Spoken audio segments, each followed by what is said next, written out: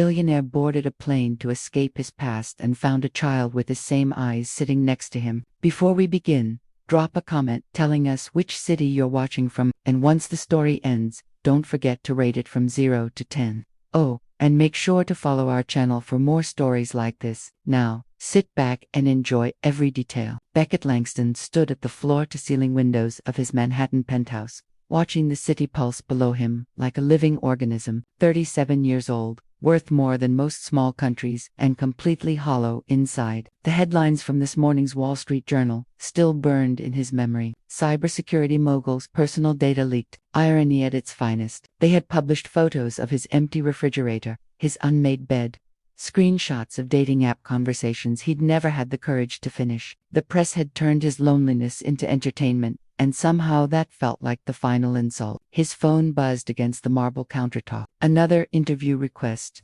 another opportunity to explain himself to strangers.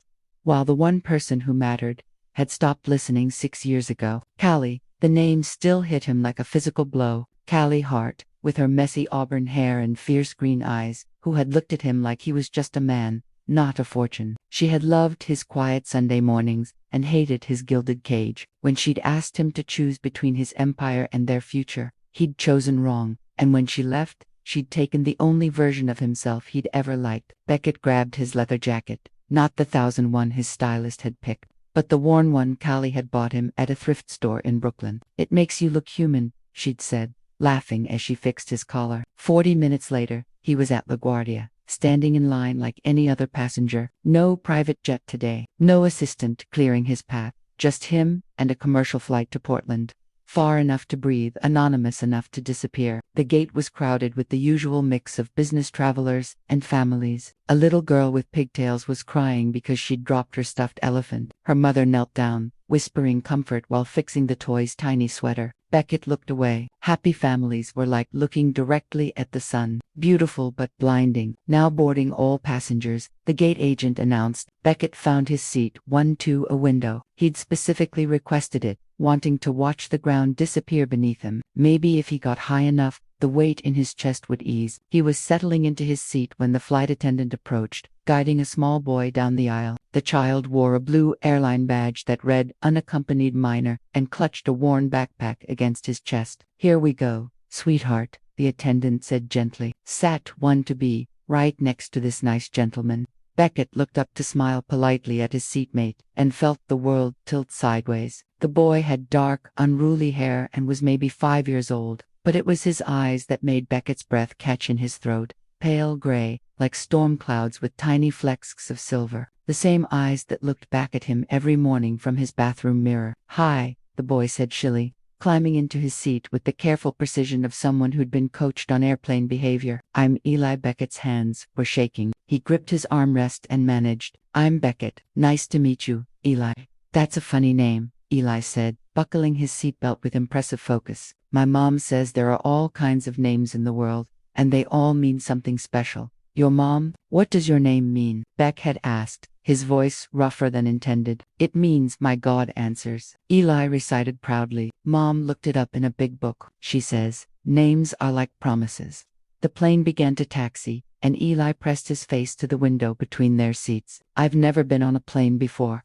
Mom says, it's like riding a cloud, but louder." Becket studied the boy's profile, looking for more similarities, more proof of what his gut already knew. There, the slight dimple in his left cheek when he concentrated, the way his left eyebrow raised slightly higher than his right when he was curious, and that nervous tick, the barely perceptible twitch at the corner of his left eye when he was excited. Becket had had the same tick as a child. "Where are you flying to?" he asked carefully. "Portland, to visit my grandma, Nora. She has a cat named Whiskers, and she makes cookies that are shaped like moons."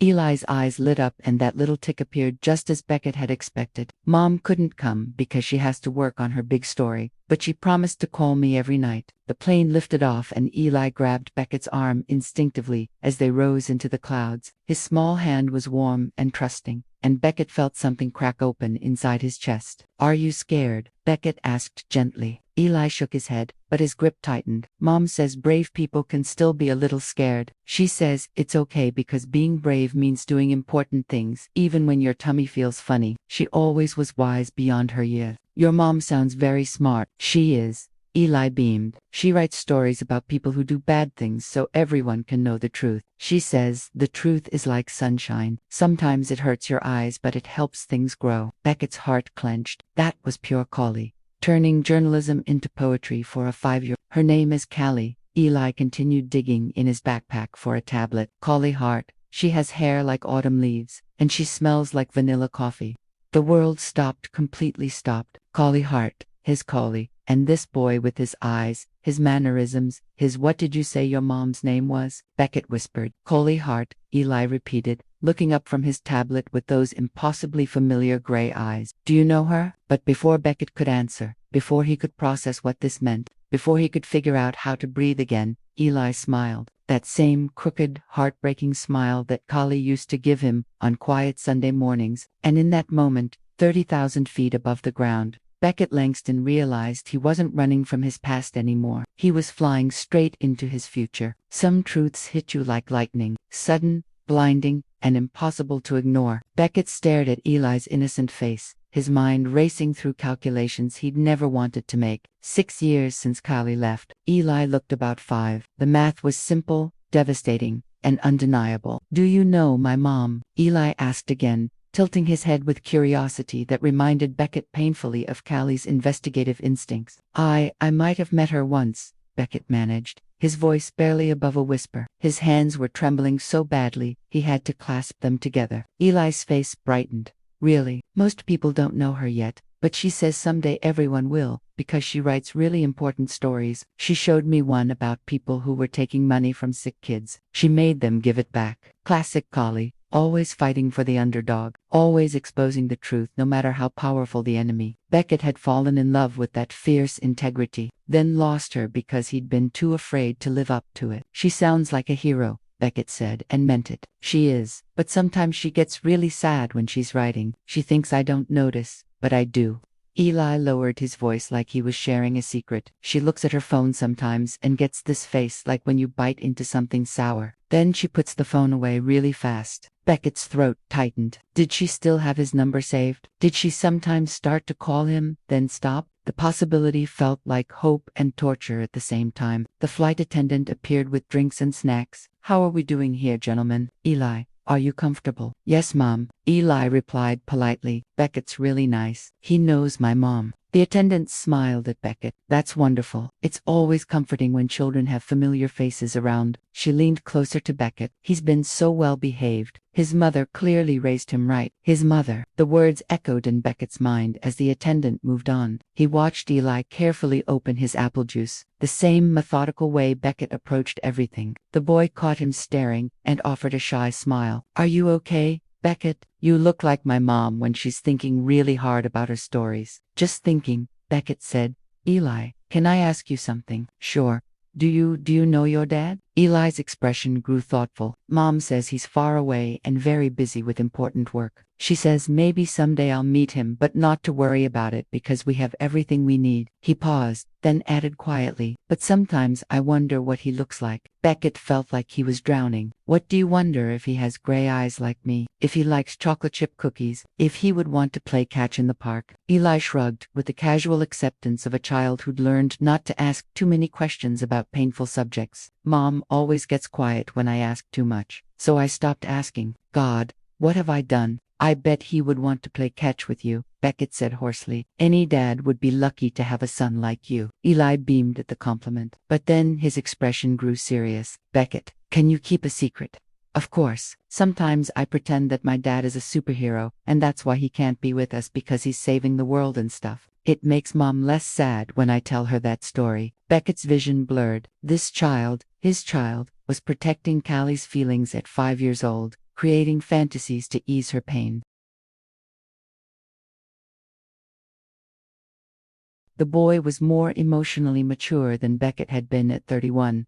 That's a beautiful story. Eli, do you think it could be true that maybe some dads can't be with their kids because they're doing something really important? Beckett looked into those gray eyes, his eyes, and saw hope so pure it nearly broke him. I think some dads make mistakes, he said carefully. Really big mistakes. And sometimes they don't know how to fix them. Oh, Eli considered this. Well, my mom says everyone gets second chances if they're really truly sorry and if they try super hard to be better. The plane hit a patch of turbulence, and Eli instinctively reached for Beckett's hand. The contact was electric. This small, trusting grip that connected him to something he'd thought was lost forever. I'm not scared, Eli said, but his fingers tightened around Beckett's. I know you're not, Beckett replied. You're very brave. Mom says I get that from her side of the family. She says heart women and their boys are tough as nails. Eli giggled, but not scary tough. Good, tough heart women and their boys. Callie had claimed him, had given him her name, had built a life where Beckett was just a memory she protected their son from. The captain's voice crackled over the intercom. Ladies and gentlemen, we're beginning our descent into Portland. Please return to your seats and prepare for landing. Eli looked out the window at the approaching city. There's Grandma Nora. Well, not really, but she's down there somewhere. She's going to make me her famous moon cookies and show me her photo albums. She has pictures of Mom when she was little. Beckett's pulse quickened. Photo albums, unhung. Grandma Nora has pictures of everyone. She says family history is important. She even has pictures of my mom's old friends from before I was born. Did she keep any pictures of me? The plane touched down smoothly, and around them, passengers began gathering their belongings. Beckett felt panic rising in his throat. In minutes, Eli would walk away, and this impossible life-changing encounter would be over. But as they waited for their turn to disembark, Eli looked up at him with those heartbreakingly familiar eyes, and asked the question that would haunt Beckett for the rest of his life. Beckett, do you think my dad thinks about me sometimes? The hardest lies to live with are the ones we tell ourselves. Every single day, Beckett whispered, the truth escaping before he could stop it. I think he thinks about you every single day. Eli's eyes widened with wonder. Really? How do you know? Beckett's chest felt like it was caving in. How could he explain to this innocent child that his father was sitting right next to him, that the man he'd been wondering about was the same coward who'd been too afraid to answer a phone call 6 years ago? Sometimes adults just know things, Beckett said weakly. The plane had stopped and passengers were filing out around them. A flight attendant approached with a clipboard and a gentle smile. Eli Hart, I'm Jennifer. I'll be escorting you to meet your grandmother. Okay. Eli turned to Beckett, his face bright with newfound friendship. Thank you for sitting with me, Beck. You're really nice. I hope we see each other again sometime. If I have anything to say about it, we will. Me, too, buddy. Have fun with your grandma's moon cookies. Eli giggled and shouldered his little backpack. As Jennifer guided him toward the exit, he turned back and waved. Bye, Beckett. Tell your family I said hi. Your family. If only he knew. Beckett watched them disappear into the jetway, then sat frozen in his seat as the plane emptied around him. A cleaning crew boarded, but he barely noticed them. His mind was spinning with impossible questions. What was he supposed to do now? Follow them, introduce himself to Callie's mother, demand answers he had no right to ask for. His phone buzzed. A text from his assistant. The Portland meeting has been confirmed for tomorrow at 2 p.m. Hotel reservations are set. Portland meeting. He'd completely forgotten why he'd come here in the first place. Some cybersecurity consultation that had seemed important 48 hours ago. Now it felt like background noise to the symphony of chaos in his head. 20 minutes later, Beckett was walking through Portland International Airport in a daze. He moved through baggage claim mechanically,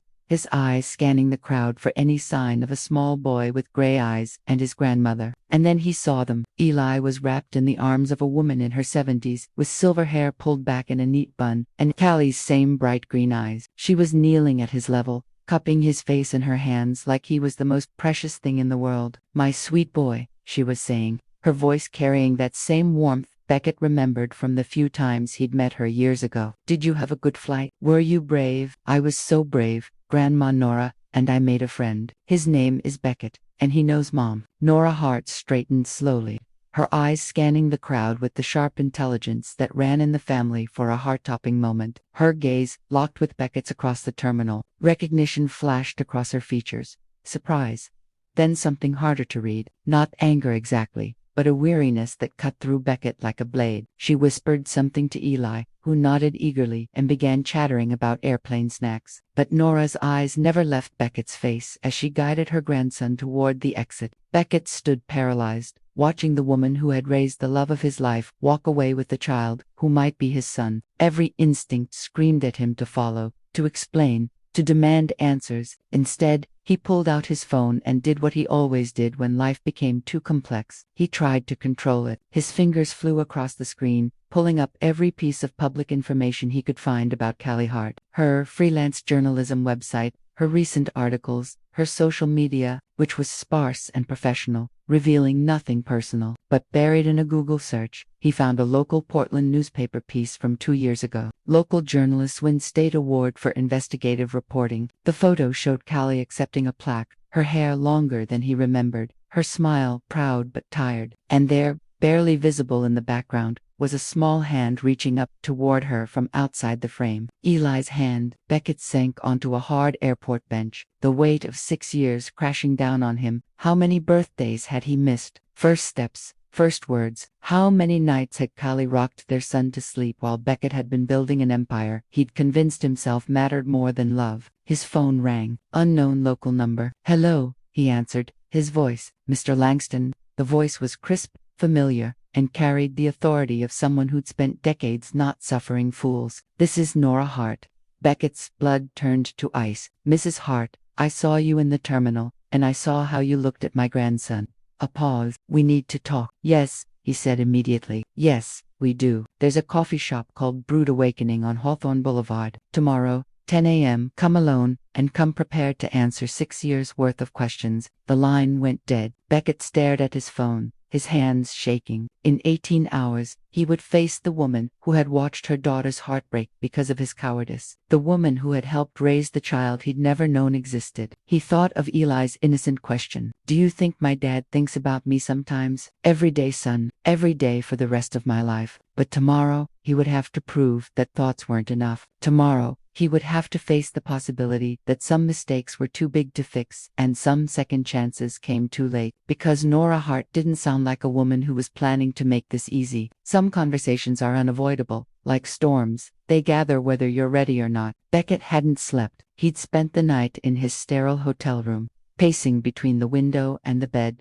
rehearsing conversations that would never be adequate. How do you apologize for abandoning someone you didn't know existed? How do you explain 6 years of silence to a woman who'd watched her daughter cry herself to sleep? At 9:45 a.m., he stood outside, Brood Awakening, his hands shaking as he gripped a coffee cup he couldn't taste. The cafe was quintessentially Portland. Exposed brick walls, mismatched furniture, and the kind of authentic atmosphere his Manhattan life had lost years ago. Through the window, he could see her. Nora Hart sat at a corner table, her silver hair catching the morning light, her green eyes so much like Callie's, fixed on the entrance. She wore a simple cardigan and held her own coffee with the steady hands of someone who'd weathered plenty of storms. Beckett pushed through the door, the bell chiming his arrival like a funeral toll. "Mrs. Hart," he approached her table cautiously. "Sit." Her voice was not unkind, but it baked no argument, and "Call me Nora" were past formalities. He sat across from her, feeling like a defendant facing judgment. Up close, he could see more of Callie in her face, the determined set of her jaw, the way she studied him like she was reading a story written in a foreign language. "You look older," she said finally. "I feel older." "Good, you should." She took a measured sip of her coffee. 6 years is a long time to disappear from someone's life. Beckett winced. "Nora, let me finish." Her tone was steel wrapped in velvet. 6 years ago, my daughter came to my house at 2 o'clock in the morning, sobbing so hard she couldn't speak. She was pregnant, alone, and convinced that the man she loved was too much of a coward to love her back. Each word hit Beckett like a physical blow. "I never knew she was pregnant because you never answered her call." Nora's eyes blazed. "One phone call, Beckett. One conversation could have changed everything. Instead, my daughter spent her pregnancy wondering if she mattered to you at all." "She mattered. God, she mattered more than anything." "Then why?" The question came out strangled, raw, with years of watching her daughter hurt. "Why did you let her believe she was disposable?" Beckett stared into his coffee, seeing his reflection fractured in the dark surface. "Because I was terrified. Because I'd never loved anyone the way I loved Callie. And I convinced myself that meant I'd eventually destroy it. I thought I was protecting her. From what? From me. From my world. From contracts and prenups and photographers hiding in bushes." He looked up, meeting her fierce gaze. "From becoming another casualty of my inability to trust anyone completely." Nora studied him for a long moment. "You want to know what's funny? Callie used to defend you. Even after Eli was born, Even when she was working 3 jobs to make ends meet, she'd tell me you were probably just scared that maybe someday you'd be brave enough to love someone. The revelation gutted him. 3 jobs. Freelance journalism doesn't pay much, especially when you're starting over in a new city, but she never complained. Not once. She just worked harder, loved that boy fiercer, and built a life that didn't need you in it. But I want to be in it now. The words tumbled out desperately. Nora, I know I have no right to ask, but I want to try. I want to be his father. His father. Nora's laugh was sharp. You think fatherhood is something you can just step into after 5 years, like a job you're finally ready to accept. I know it's more complicated than that. She leaned forward, her voice dropping to a whisper that somehow felt more dangerous than shouting. Do you know that Eli used to cry for his daddy every night when he was 3? Do you know he asked me once if he was broken because his father didn't want him? Beckett felt like he was drowning. Jesus, Nora. Do you know that Callie has panic attacks in grocery stores because she's terrified of running into you someday and not knowing what to say? Do you know she still flinches when her phone rings with unknown numbers? I'm sorry. The words felt pathetic, inadequate. I'm so sorry. Sorry doesn't give Eli back the bedtime stories he missed. Sorry doesn't erase the nights Callie cried herself to sleep, wondering what she did wrong. Nora's voice cracked slightly. Sorry is just a word, Beckett. What matters is what you do next. Tell me what to do. Please, I'll do anything. Nora was quiet for a long time, studying his face like she was solving a puzzle. Finally, she spoke. Callie doesn't know you're here. She doesn't know you met Eli on that plane. She's been living in a fragile peace for 6 years, and I won't let you shatter that unless I'm certain you're here to stay. I swear to you, I am. Prove it. She pulled a small piece of paper from her purse and slid it across the table. That's her address. But here's the deal. You don't get to show up and demand a place in their lives. You earn it slowly, carefully. And if you hurt either of them again, I'll make sure you regret it for the rest of your natural life. Beckett picked up the paper with trembling hands. An address on a quiet street in southeast Portland, the place where his son lived, where Callie had built the life he'd been too afraid to share. Why are you giving me this chance? He asked. Nora's expression softened slightly. Because yesterday, for the first time in 6 years, Eli came home talking about a man who was kind to him, and because, as much as I hate what you did to my daughter, she deserves to make her own choice about whether to forgive you. She stood to leave, then paused. Beckett, that little boy in there, he's the best of both of you. Don't you dare let him become collateral damage in your guilt. And as Nora Hart walked away, leaving him alone with his coffee and his regrets, Beckett realized that earning forgiveness would be the hardest thing he'd ever done, and the only thing that mattered. Courage isn't the absence of fear. It's standing on a doorstep knowing everything could change. The house at 1247 Maple Street was nothing like Beckett had expected. No white picket fence, no manicured lawn.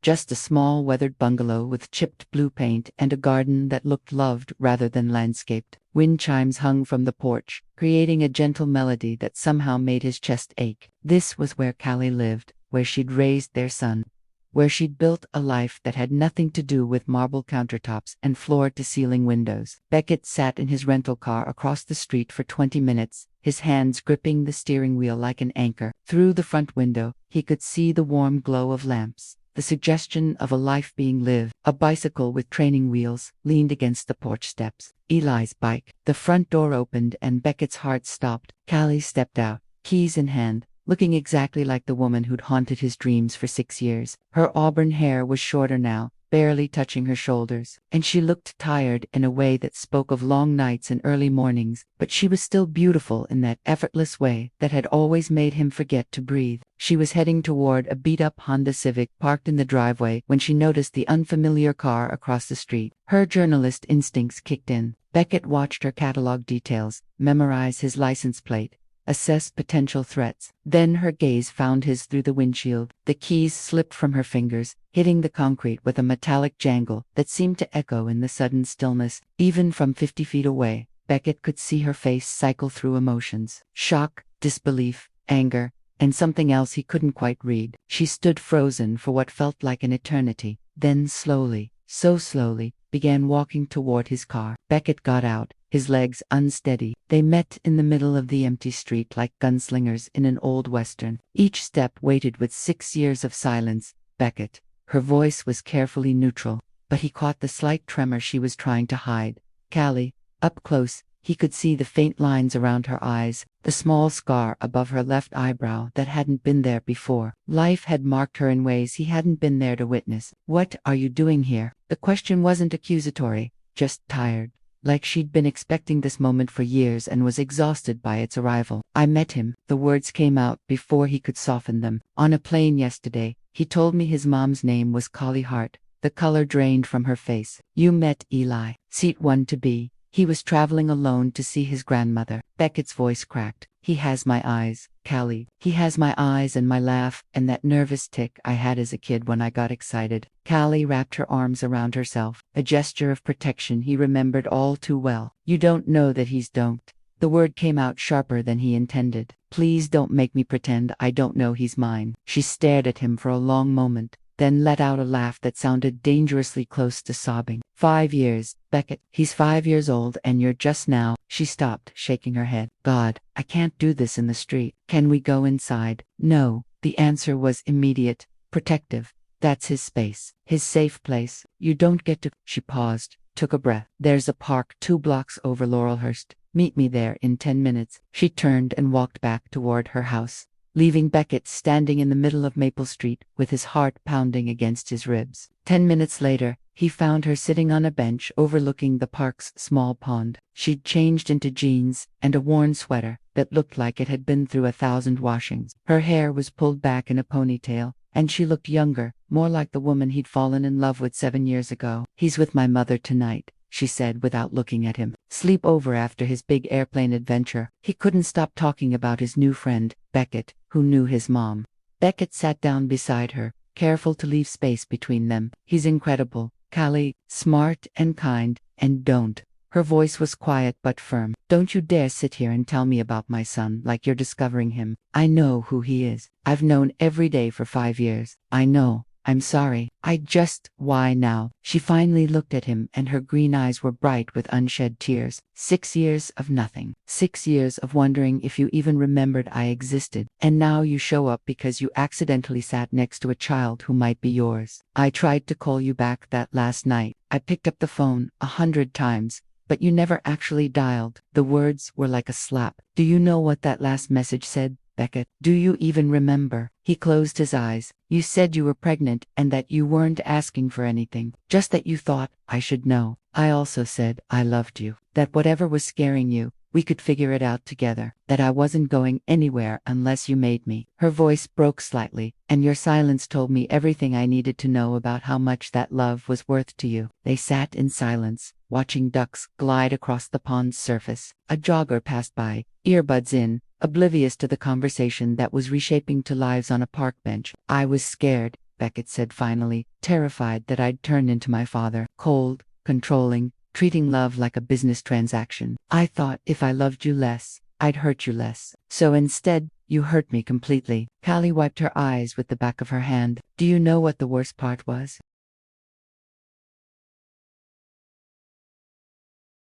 It wasn't the pregnancy or raising him alone, or working 60-hour weeks to keep food on the table. It was wondering what I'd done wrong, what I'd said or didn't say that made you decide I wasn't worth fighting for. You didn't do anything wrong. God, Callie, you were perfect. You are perfect. That was the problem. I knew I'd find a way to ruin it." She turned to face him fully. "You did ruin it, Beckett. Just not the way you thought you would." The words hung between them like a bridge neither was ready to cross. Finally, Callie stood. "I need time to think, to figure out what this means for Eli." She paused. "He doesn't know who you are. As far as he's concerned, his dad is just somewhere else. And I won't have him hurt because you're having some kind of crisis of conscience. I want to be his father, Callie. Really, be his father. Wanting isn't enough." She started walking away, then stopped. "I'm not the same woman who loved you 6 years ago, Beckett, and I won't be anyone's second choice ever again." As she disappeared into the gathering dusk, Beckett realized that earning back her trust would be even harder than he'd imagined, because this time, he wasn't just fighting for love. He was fighting for the right to be the father his son deserved. Redemption doesn't come in grand gestures. It lives in the quiet moments when nobody's watching. 3 days passed in silence. 3 days of Beckett haunting Portland's coffee shops and bookstores, hoping for a glimpse of auburn hair or the sound of a 5-year-old's laughter. He'd canceled every meeting back in New York, ignored 17 calls from his board of directors, and spent more time staring at his phone than he had since college. On Thursday morning, his phone finally buzzed with a text from an unknown number. Eli wants to know if his airplane friend is still in Portland. See? Beckett's hands shook as he typed back, yes. Does he want to see me? The response came 20 minutes later. Saturday, Burnside Skate Park, 200 p.m. Don't read more into this than it is. Saturday couldn't come fast enough. Beck had arrived at the skate park 30 minutes early, his stomach churning with the kind of nerves he hadn't felt since his first board meeting. The park was alive with teenagers on skateboards and BMX bikes, their shouts and laughter echoing off concrete bowls and metal rails. He felt ancient and out of place in his dark jeans and button-down shirt. Then he saw them. Callie was sitting on a bench near the playground section, her laptop balanced on her knees, fingers flying across the keyboard. She wore torn jeans and a faded t-shirt that read, "Question everything," so perfectly her that it made his chest ache. Eli was on the swings nearby, pumping his legs with fierce determination, his dark hair catching the afternoon sunlight. "Higher, Mom, watch me go higher," he called out. "I'm watching, baby. Be careful," Callie replied without looking up from her screen, the kind of multitasking that spoke of years of solo parenting. Beckett approached slowly, like he might approach a wild animal, careful not to startle, not to disrupt the delicate ecosystem of their Saturday afternoon. "Beckett," Eli's voice rang out across the playground. He leaped off the swing mid-arc, landing with the fearless confidence of childhood, and ran toward him. "You're still here. I told Mom you were really nice, and she said maybe we could see you again." Beckett knelt to Eli's level, fighting the urge to pull him into a hug. "Hey, buddy, how was the rest of your visit with Grandma Nora?" "Amazing. We made 17 moon cookies, and she showed me pictures of Mom when she was little. Mom had braces and really funny hair." Eli giggled, then dropped his voice to a conspiratorial whisper. "Don't tell her I said that. She gets embarrassed." Callie had closed her laptop and was watching them with an expression Beckett couldn't quite read. Not warm, but not hostile either. Cautious, like she was studying a chemistry experiment that might explode. "Hi," she said simply when Beckett stood up. "Hi, thank you for this," she shrugged. "He's been asking about you all week. Apparently, you made quite an impression." Eli tugged on Beckett's shirt. "Do you want to see me do monkey bars? I can do almost all of them now. Mom says I'm getting really strong." "I'd love to see that." For the next hour, Beckett found himself living in a parallel universe where he was just a man watching a little boy play. Eli showed him every piece of playground equipment with the thorough dedication of a tour guide, chattering constantly about school and his best friend Marcus, and his pet goldfish named Captain Bubbles who did tricks. "Watch this," Eli called from the top of the slide. "This is my superhero landing." He came down the slide with his arms spread wide, landing in a crouch with his fist on the ground. "Ta-da, that was incredible," Beckett said, and meant it. "Where did you learn to do that?" "I made it up. Mom says I have a big imagination like her." Eli glanced toward the bench where Callie was pretending to work while obviously listening to every word. "She writes stories about bad guys who do mean things. She's like a superhero, too, but with a computer instead of a cape." Beckett looked at Callie, who was now openly watching them, her expression softer than it had been all afternoon. "Your mom is definitely a superhero. Do you want to push me on the swings? Mom's busy with her important work, and I can't get high enough by myself." Beckett glanced at Callie, who gave him a barely perceptible nod. "I'd be honored." As he pushed Eli's swing, listening to the boys' delighted laughter, Beckett felt something he hadn't experienced in years. Pure, uncomplicated joy. No board meetings, no profit margins, number 5-year plans.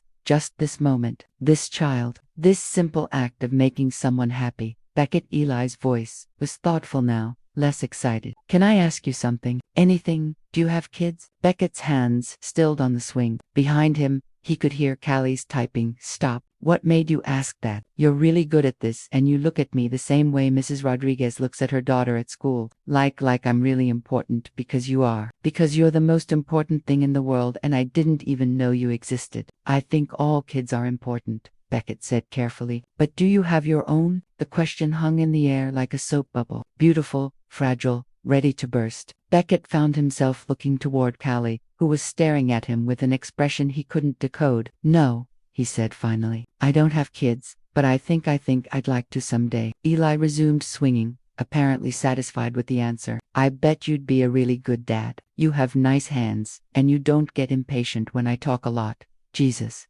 20 minutes later, Eli was engrossed in a game with some other children, and Beckett found himself sitting beside Callie on the bench. She'd closed her laptop completely now, her attention divided between watching Eli and studying Beckett's profile. "He likes you," she said quietly. "I like him, too, more than I knew was possible." "Beckett," she paused, choosing her words carefully. "I need you to understand something. That little boy over there, he's everything to me. My whole world revolves around making sure he feels loved and safe and valued. I won't let anyone, not even you, make him feel like he's not enough. I would never. You already did just by existing and not being here." Her voice was soft but unwavering. "He's going to start asking questions about why you're around now, about who you are and why you care. And when he does, I need to know that you're prepared to answer them honestly." Beckett watched Eli climb across monkey bars, his small face screwed up in concentration. "What do you want me to tell him?" "The truth. When you're ready. When I'm ready. When he's ready." She stood up,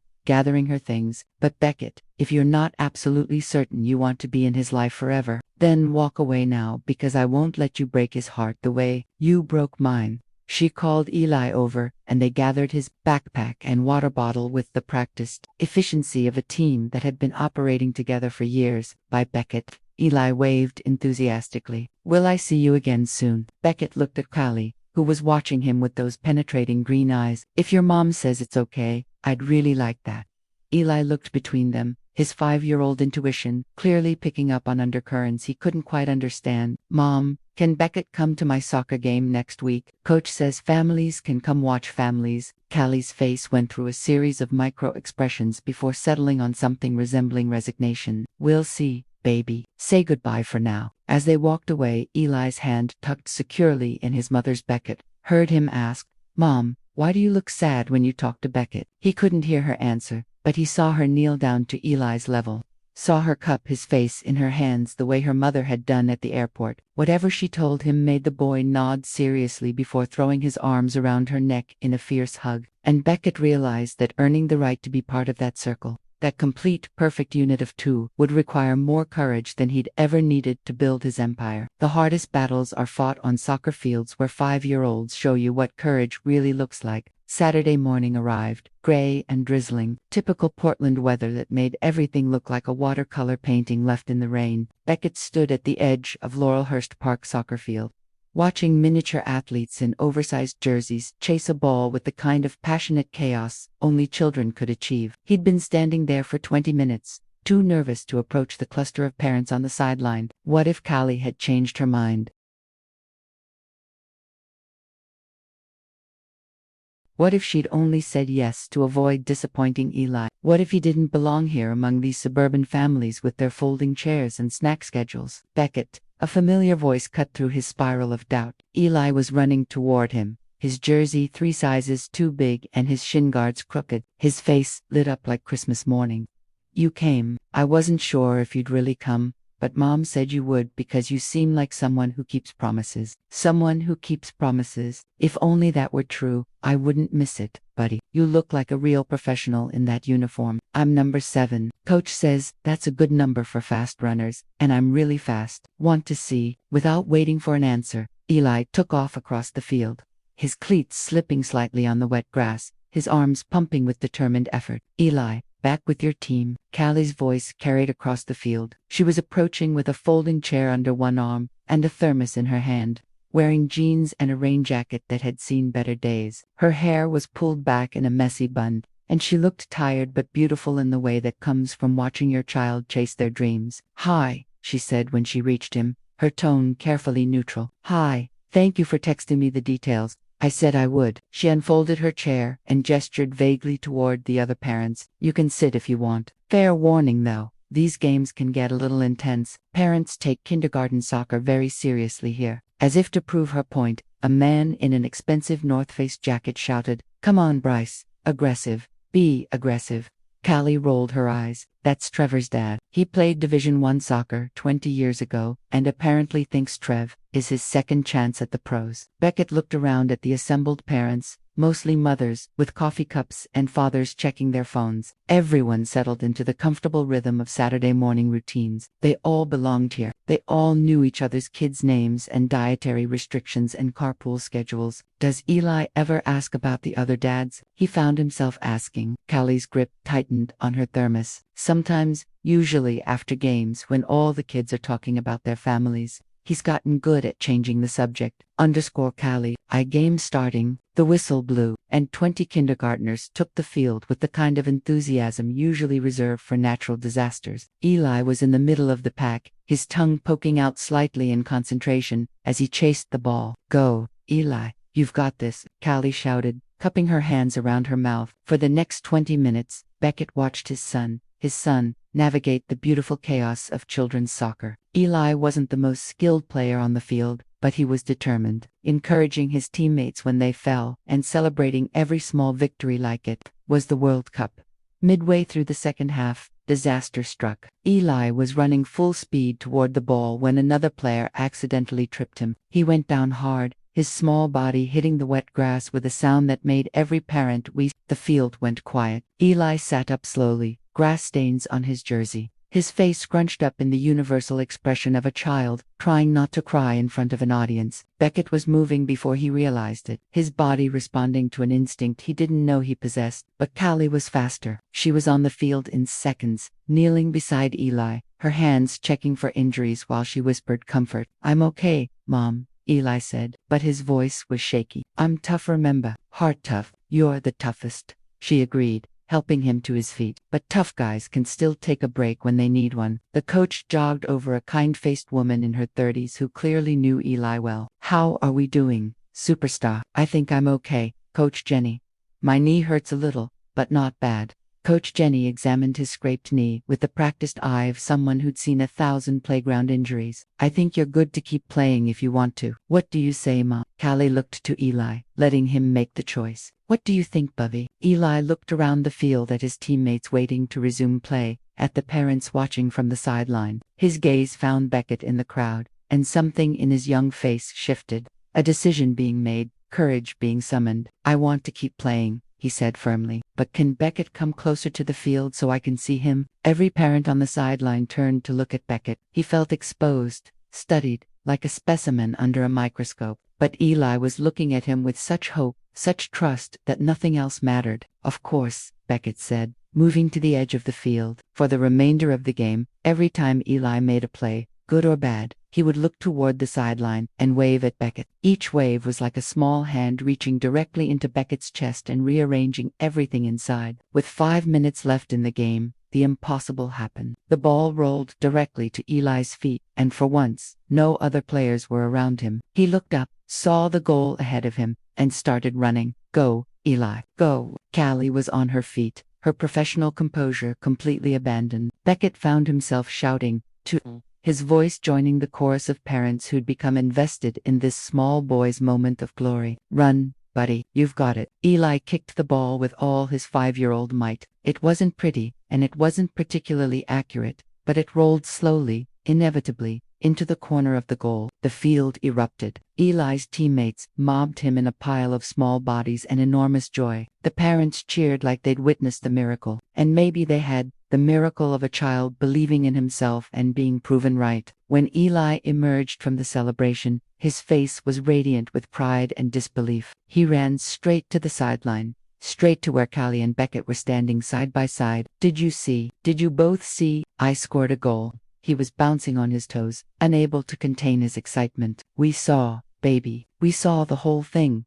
Callie said, pulling him into a fierce hug. "Beckett, did you see my goal?" "I saw it. It was perfect. You were perfect." The words came out rougher than intended, weighted with emotions he hadn't expected to feel. Eli threw his arms around Beckett's legs in an impulsive hug that nearly knocked him over. "Thank you for coming. Thank you for watching." Over Eli's head, Beckett met Callie's eyes. For just a moment, her careful guard slipped, and he saw something there that looked almost like forgiveness. But then Eli was pulling back, chattering about post-game snacks and next week's practice, and the moment dissolved into the mundane magic of childhood enthusiasm. As they walked toward the parking lot, Eli between them, his small hands reaching up to hold both of theirs, Beckett realized something profound. This wasn't about earning his way back into Callie's life anymore. This was about earning his way into the life of a little boy who waved at him from soccer fields and trusted him with his biggest moments. And for the first time in 6 years, Beckett felt like he might actually be worthy of that trust. Truth has its own timeline. It arrives not when we're ready, but when it can no longer be contained. The call came at 11:47 p.m. on a Tuesday. Beckett was in his hotel room, laptop balanced on his knees, trying to convince himself he was working when really he was scrolling through Callie's old articles for the 100th time. Her buy-in photo from 3 years ago showed her accepting an award for investigative journalism. Her smile, proud but tired, and he wondered if she still got that little crease between her eyebrows when she was concentrating. His phone buzzed. Callie's number. Hello, he answered on the first ring. Beckett, her voice was strained, barely controlled. I need your help. He was already reaching for his shoes. What's wrong? Is it Eli? He's in the hospital, Providence, Portland Medical Center, room 314. Her voice cracked. He was running a fever all day, and then tonight, he started having trouble breathing. And I'm on my way. The line went quiet for a moment. You don't have to, Callie. I'm already in the car. 23 minutes later, Beckett burst through the doors of the pediatric ward like a man possessed. He found room 314 by following the sound of Callie's voice, low, soothing, reading what sounded like a picture book. He paused in the doorway, his heart clenching at the scene before him. Eli was propped up in a hospital bed that dwarfed his small frame, an oxygen cannula under his nose, and an IV in his tiny arm. His face was flushed with fever, but he was listening intently as Callie read from a worn copy of Where the Wild Things Are. And Max, the king of all wild things, was lonely and wanted to be where someone loved him best of all. She read, her voice steady, despite the tears streaming down her cheeks. Mom, Eli whispered, his voice. Do you think Max's mom was scared when he was gone? I think she was very scared, baby, but I think she never stopped believing he would come home. That's when Eli noticed Beckett in the doorway. His fever-bright eyes widened with surprise and something that looked like relief. Beckett, you came to the hospital. Are you a doctor too? Callie's head snapped up, and for a moment, her careful composure cracked completely. She looked exhausted, terrified, and younger than her 32 years. I didn't think you'd actually come, she whispered. Of course I came. Beckett stepped into the room, his eyes cataloging every wire, every machine, every sign of his son's distress. How is he? Pneumonia, she said, wiping her eyes quickly.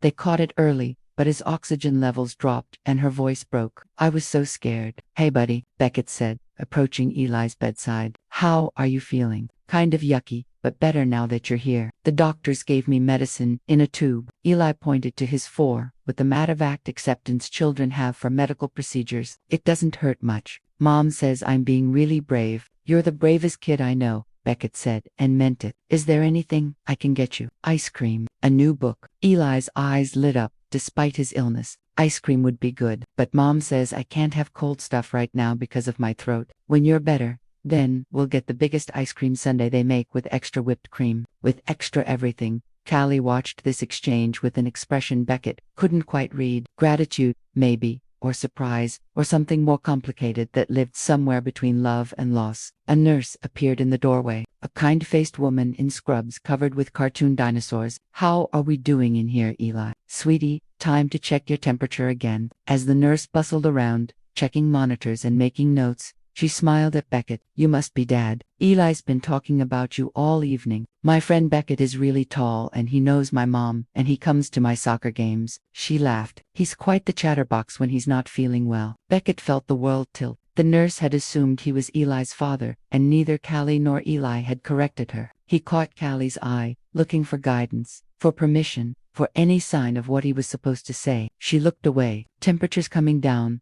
the nurse announced cheerfully. That's excellent news. The antibiotics are definitely working. Dr. Morrison will want to keep you overnight for observation, but I think someone's going home tomorrow. Yay! Eli cheered weakly. Will you still be here tomorrow, Beckett? In Portland, I mean. Yes, he said without hesitation. I'll be here as long as you need me. Something shifted in Callie's expression. A wall coming down, or maybe going up. Eli, baby, try to get some sleep. The medicine works better when you're resting. Can Beckett stay for a little while, please? I sleep better when people I like are nearby. People I like. Such simple words that carried the weight of everything Beckett had never known he wanted. If your mom says it's okay, I'd be happy to stay. Callie nodded, settling back into the uncomfortable hospital chair she'd clearly been occupying for hours. Just until he falls asleep. For the next hour, they took turns telling Eli stories. Callie sharing tales from her childhood, Beckett making up adventures about brave knights and their faithful dragons. Gradually, Eli's eyes grew heavy, his small hand curled around the hospital blanket, his breathing becoming deeper and more regular. When they were certain he was asleep, Callie gestured toward the hallway. They stepped outside, leaving the door cracked so they could hear if he stirred. "Thank you," she said quietly, "for coming. You didn't have to." "Yes, I did." The words came out more forcefully than he intended. "Callie, he's my son." She leaned against the wall, suddenly looking every one of her sleepless hours. "I know. Then why haven't you told him?" "Because," she rubbed her temples, a gesture he remembered from their life together. "Because once I tell him, everything changes for him, for me, for you. And I need to know that you're ready for that." "I am ready." "Are you really?" She looked at him with those penetrating green eyes. "Because being his father isn't just showing up for soccer games and hospital visits. It's scraped knees and nightmares and homework battles and teenage rebellion. It's being there, even when it's boring, even when it's hard, even when there's no crisis to solve. I want all of it." "You say that now. But what happens when your board calls and demands you come back to New York? What happens when your real life starts calling again?" "This is my real life." The words came out with a certainty that surprised him. "Callie, I've been sleepwalking for 6 years. These past few weeks, watching him play soccer, seeing him be brave in that hospital bed. This is the most real I've felt since you left." She studied his face in the harsh fluorescent light of the hospital hallway. "He's going to ask questions, hard ones. Why you weren't there before. Why you stayed away. Whether you're going to leave again. Then I'll answer them honestly. And if the answers hurt him, then I'll spend the rest of my life making sure he knows he's wanted, that he's loved, that leaving him was the biggest mistake I ever made. But I'm here now, and I'm not going anywhere." Callie was quiet for a long moment, her eyes fixed on the floor. When she looked up, there were tears in her eyes, but also something that looked like resolution. "Okay," she whispered. "Okay, when he's feeling better, when we're back home, and he's not dealing with being sick, we'll tell him." She paused. Together, through the cracked door, they could hear Eli's quiet breathing, the soft beep of monitors, the sounds of a child healing. Together, Beckett repeated, and for the first time in 6 years, the word felt like a promise he might actually be able to keep. Because sometimes the most important conversations happen in hospital hallways, where the truth finally finds its voice. Some words can never be taken back. They reshape the world the moment they're spoken. 3 days after the hospital, Eli was back to his normal, energetic self, racing around the small backyard behind Callie's house while she and Beckett sat on the back porch, nursing cups of coffee that had gone cold an hour ago. They'd been trying to find the right words, the right moment, the right way to turn a 5-year-old's world upside down. "We could wait," Callie said for the third time, her voice thin with anxiety. "Until he's older, until he asks more direct questions." "No." Beckett's voice was gentle but firm. "We've all waited long enough." Through the screen door, they could hear Eli in the living room building an elaborate fort out of couch cushions and blankets. His chatter was constant, a running commentary on his architectural decisions that made both adults smile despite their nerves. "Mom, Beckett, come see my castle. It has a drawbridge and everything." Callie took a shaky breath. "Okay, now or never." They found Eli crouched inside his blanket fort, arranging action figures with the serious concentration of a military strategist. His dark hair was still mussed from his afternoon nap, and he looked so young, so innocent, that Beckett felt a moment of panic. What if this ruined everything? What if knowing the truth was worse than wondering? "This is amazing," Buddy Beckett said, crouching down to admire the fort's engineering. "You could be an architect someday." "What's an architect?" "Someone who designs buildings, who figures out how to make spaces where people can live and work and be happy. Like how Mom makes spaces in her stories for people to understand things." Callie's breath caught. Even at 5, Eli understood more about the world than most adults gave him credit for. "Exactly like that," she said softly. "Eli, can you come sit with us for a minute? We need to talk to you about something important." His young face grew serious. "Am I in trouble?" "I didn't break anything. I promise you're not in trouble, baby. Not even close." Callie settled onto the couch, patting the space beside her. "But we need to tell you something that might seem kind of big and maybe confusing at first." Eli climbed up beside her, his small body automatically curling into her side. Beckett sat across from them, his hands clasped so tightly his knuckles were white. You know how you've asked me about your dad sometimes, Callie began carefully. Eli nodded. You always say he's far away and busy with important work. That's true, but there's more to the story. She looked at Beckett, her eyes asking one last time if he was ready for this. Your dad, he's not far away anymore. He came back. Where is he? Can I meet him? Eli's questions tumbled out in an excited rush. Callie's voice was barely a whisper. Baby, your dad is Beckett. The room went completely silent. Eli's eyes went wide,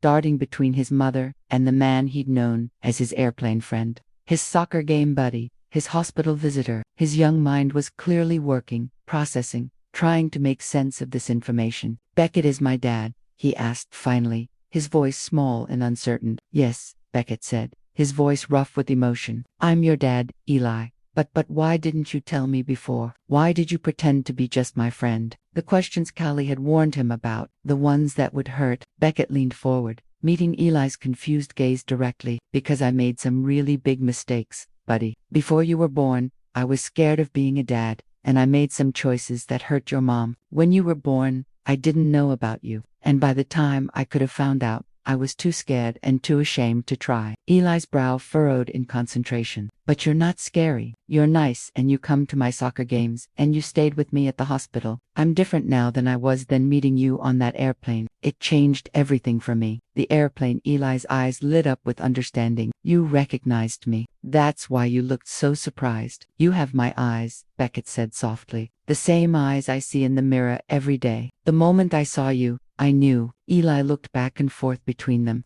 his 5-year-old brain working to process this monumental shift in his understanding of the world. So all those times I wondered what my dad looked like. You were right there, yes. And when I asked you if you thought my dad thought about me, I think about you every single day.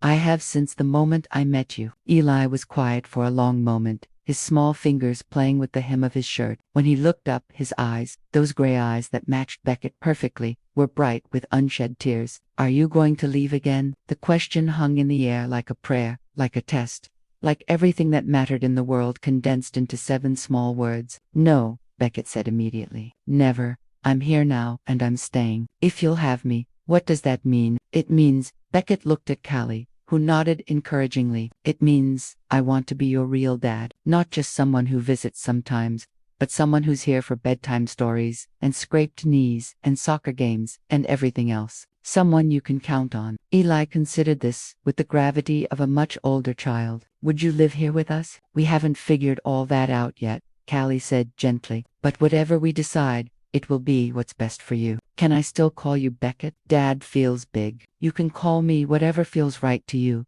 Beckett said. Beckett, Dad, or anything else you want. There's no rush. Eli nodded slowly, then surprised them both by sliding off the couch and walking over to Beckett. Without hesitation, he climbed into Beckett's lap and wrapped his small arms around his neck. I'm glad you're my dad, he whispered. I always hoped my dad would be someone nice like you. Beckett's vision blurred as he wrapped his arms around his son, really held him as his son for the first time. Over Eli's head, he met Callie's eyes and saw her own tears falling freely. I'm glad too, buddy, he managed. I'm so glad too. They sat like that for a long time, 3 people who had been separate, becoming something like a family. Outside, the Portland rain began to fall, drumming softly on the roof of the little house where love was finally finding its way home. Beckett, Dad, Eli said finally, pulling back to look at him. Yeah, can we finish building my fort together? I think it needs a really strong foundation. Beckett looked at this remarkable child, his child, and felt something click into place in his chest, something that had been broken for 6 long years. I think you're absolutely right. Strong foundations are the most important part. And as they knelt together on the living room floor, building something solid and safe and permanent, Beckett realized that sometimes the best architecture isn't made of steel and stone. It's built from truth and time and the infinite patience of a 5-year-old who's willing to call you dad. Love isn't a destination. It's a choice you make every single day, especially when it's hard. 6 weeks later, Beckett stood in the kitchen of Callie's small house at dawn, trying to figure out how to make pancakes that wouldn't resemble charcoal. Through the window, he could see the first hints of sunrise, painting the Portland sky in shades of rose and gold. Somewhere upstairs, Eli was still sleeping, curled up with the stuffed dragon Beckett had bought him after his first week of calling him Dad without hesitation. The adjustment hadn't been seamless. There had been tears, mostly Beckett's, when Eli had his first nightmare and instinctively called for his mom, not his newly revealed father. There had been the awkward dance of learning to share space, share decisions, share the enormous responsibility of raising a child who deserved better than the adults who'd created his complicated beginning. But there had also been magic. The first time Eli had grabbed Beckett's hand without thinking about it. The evening when he'd fallen asleep during story time, his head heavy on Beckett's shoulder. The morning when he'd announced to his kindergarten class that his dad was really tall and knows about computers and makes funny voices when he reads books. You're going to burn the house down. Callie's voice came from the doorway, rough with sleep and laughter. Beckett turned to find her leaning against the doorframe, her auburn hair a mess, wearing an old NYU t-shirt he vaguely remembered from their life together 6 years ago. She looked rumpled and beautiful and like home in a way that made his chest ache. I'm trying to master the ancient art of Sunday morning pancakes, he said, gesturing helplessly at the smoking pan. Apparently, there's more technique involved than I anticipated. Here, let me. She moved beside him, her shoulder brushing his as she adjusted the heat and salvaged what remained of the batter. The trick is patience and lower heat.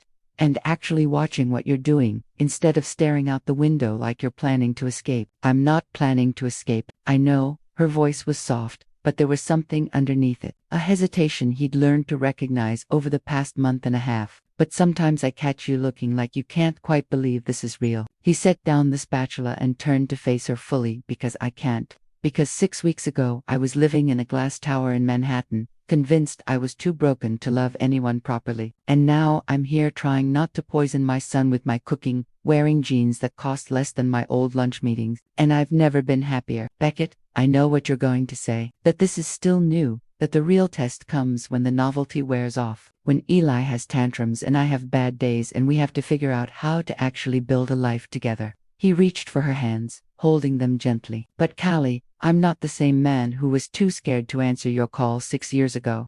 Before she could respond, the sound of small feet thundered down the stairs, followed by Eli's sleep, rough voice. Is someone making pancakes? I smell pancakes. And also, maybe something burning. Your dad is learning, Callie called back, not taking her eyes off Beckett's face. Can I help? I'm really good at stirring. Eli burst into the kitchen, wearing dinosaur pajamas and hair that defied gravity, his gray eyes bright with the enthusiasm only children possess. Before 7 a.m., he launched himself at Beckett with the fearless affection that still caught him off guard every single time. Good morning, Dad. Dad, 6 weeks, and the words still hit him like lightning. Good morning, buddy. Want to help me not burn breakfast? For the next 30 minutes, the kitchen was chaos, in the best possible way. Eli helped by adding chocolate chips to the batter, with generous abandon, narrating his every action like he was hosting a cooking show. Callie rescued multiple batches from certain doom while pretending she wasn't, keeping a careful eye on every interaction between father and son. They were sitting down to their imperfect but edible breakfast when Eli made the announcement that changed everything. Cooper's having a dad and me camp out next weekend for Cub Scouts, he said around a mouthful of pancake. Can we go, Dad? The question was innocent, casual, the kind of thing any child might ask any father. But Beckett felt the weight of it, the trust implicit in that simple request. Eli wasn't just asking him to attend an event, he was asking him to be present, to show up, to be the kind of father who said yes to adventures. I'd love to go camping with you, Beckett said. Fair warning though, I've never actually been camping. You might have to teach me a few things. Eli's face lit up like Christmas. I can teach you everything. How to make s'mores, and how to find the Big Dipper, and how to zip up a sleeping bag really fast if you hear scary noises. Scary noises, probably just raccoons, Eli said with the authority of someone who'd clearly been briefed by other kindergarten camping experts. But sometimes bears. Mom says bears are more scared of us than we are of them. But I think that's not totally true. Callie laughed and the sound was like sunshine breaking through clouds. Bears are definitely more scared of you than you are of them, babe, especially when you sing camp songs as loudly as you usually do. I don't sing loud, I sing enthusiastic. As they finished breakfast, Eli chattering about camping supplies and s'mores techniques, Beckett felt something settle in his chest, a peace he'd never experienced a certainty that felt like coming home after a lifetime of being lost. Later, after Eli had gone outside to practice his wilderness skills in the backyard, Callie and Beckett found themselves alone in the quiet kitchen, the morning dishes forgotten between them. "He's going to ask you to move in soon," she said quietly, not looking at him. "Officially, I mean, he's been dropping hints for weeks. And what would you say if he did?" She was quiet for so long, he thought she wouldn't answer. When she finally spoke, her voice was barely above a whisper. "I'd say yes." The simple words hit him like a physical blow. "Callie, I'm terrified," she continued, finally meeting his eyes. "Terrified that this is too good to be true. Terrified that I'm setting myself up to be hurt again. Terrified that I'm gambling with Eli's happiness as much as my own. But watching you with him, seeing how gentle you are, how patient, how you light up when he calls you dad." She wiped her eyes with the back of her hand. "I think maybe love is supposed to be terrifying. Maybe that's how you know it matters." Through the window, they could see Eli attempting to build a shelter out of garden stakes and an old tarp, his tongue poking out in concentration, completely absorbed in his mission. "I love him," Beckett said, "more than I knew it was possible to love anyone. And I love you. Still love you. Always loved you. Even when I was too much of a coward to admit it. I know." She reached across the table, her fingers intertwining with his. "I love you, too. Still, again. It's complicated. The best things usually are." From the backyard came the sound of Eli's voice calling out in triumph, "Mom, Dad, come see my fort. It's really strong this time. It's not going to fall down no matter what." They looked at each other and started laughing, not because anything was particularly funny, but because sometimes joy needs to escape, needs to be shared, needs to fill the spaces between heartache and hope. "Come on," Callie said, standing and pulling him toward the door. "Let's go see what our son built." Our son. As they stepped into the morning sunlight, Eli running toward them with his arms spread wide like he could embrace the entire world, Beckett realized that some stories don't have endings, they have beginnings that look like endings, moments when everything changes and nothing changes, when love finds a way to write itself into the spaces between what was lost and what might still be found. And sometimes, if you're very lucky, those stories look like a 5-year-old boy who builds forts that won't fall down, no matter what storms might come. 2 years later, some endings are really beginnings, disguised as something final, but carrying the seeds of everything that comes next. The house on Maple Street looked different now. The chipped blue paint had been replaced with warm sage green, chosen by committee after Eli insisted that houses should look happy from the outside so people know happy people live inside. The garden bloomed with vegetables that actually grew under Callie's patient tending and Beckett's enthusiastic overwatering. A tire swing hung from the old oak tree in the backyard, installed by a man who'd learned that some of life's best investments couldn't be measured in quarterly reports. Beckett stood at the kitchen window watching his 7-year-old son, always his son now, teach his younger sister how to kick a soccer ball. Lily Hart Langston was 18 months old with Callie's green eyes and auburn curls and Eli's infinite capacity for joy. She toddled after the ball with determined concentration while Eli provided running commentary. "Good try, Lily. Remember, use the inside of your foot. Dad taught me that. Even after 2 years, those words could still stop Beckett's world. "You're going to be late for your interview." Callie's voice came from behind him, warm with amusement. He turned to find her leaning against the doorframe, laptop balanced on her hip, looking every inch the successful journalist she'd become. Her latest exposé on corporate data breaches had been picked up by 3 major publications, and there was talk of a book deal. Success looked good on her, confident, glowing, settled in a way that had taken months to fully emerge. "I'm not nervous," he lied. "You're terrified," she corrected, moving to stand beside him at the window. "Which is normal. Starting your own company is scary, even when you have all the experience and contacts in the world." Beckett Hart Cybersecurity had been his dream for over a year now. Smaller than his old empire, more focused, built on principles he'd learned from loving people more than profit margins. His first client was a children's hospital. His second was a domestic violence shelter. His business plan would have horrified his former board of directors, and that felt exactly right. "What if I fail?" he asked, the question that had been keeping him awake at nights. "Then you'll figure something else out." "We'll figure something else out." She slipped her hand into his, their wedding rings catching the morning light. They'd gotten married 8 months ago in Nora Hart's backyard with Eli as the ring bearer and Lily as the world's youngest flower girl. No photographers, No contracts, just promises made in front of the people who mattered most. Besides, you won't fail. You're too stubborn, and your family is too proud of you to let you give up. Through the window, they watched Eli scoop up his sister when she fell, brushing grass off her tiny jeans, with the gentle efficiency of someone who'd learned early that taking care of people was the most important job in the world. Daddy, Mama, Lily's voice carried across the yard, clear and demanding. Up, up. Eli looked toward the house and waved. Dad, come play with us. Lily wants to show you her new running. Callie squeezed his hand. Go. Your interview isn't for an hour, and your daughter is requesting a command performance. Beckett kissed her temple, breathing in the familiar scent of vanilla coffee and determination that had been home to him for 2 years now. I love you. I love you, too. Now go, before they decide to storm the castle and demand their father by force. Outside, the Oregon afternoon was perfect in the way that only early fall could manage. Crisp but warm, bright but gentle. Lily ran toward him on unsteady legs, her face bright with the kind of pure joy that reminded him daily why nothing he'd built before had ever really mattered. Daddy, see running. She demonstrated her toddler version of running, which looked more like controlled falling with enthusiasm. I see you're so fast. He scooped her up, spinning her around until she giggled with delight. Are you teaching your brother how to run? I'm teaching her soccer, Eli corrected with 7-year-old authority. But she's better at hugs than kicking right now. Hugs are more important than soccer anyway, Beckett said, settling onto the grass with both children. Really? Eli looked skeptical. Even more important than winning. Especially more important than winning. They played until the sun started to sink behind the mountains, until Callie called them in for dinner. Until the ordinary magic of an ordinary Tuesday had worked its way into the spaces between Beckett's ribs, and reminded him again that the best things in life couldn't be bought or built. They could only be lived day by day, choice by choice, love by love. Later, after baths and bedtime stories and the elaborate ritual of getting 2 children to actually sleep,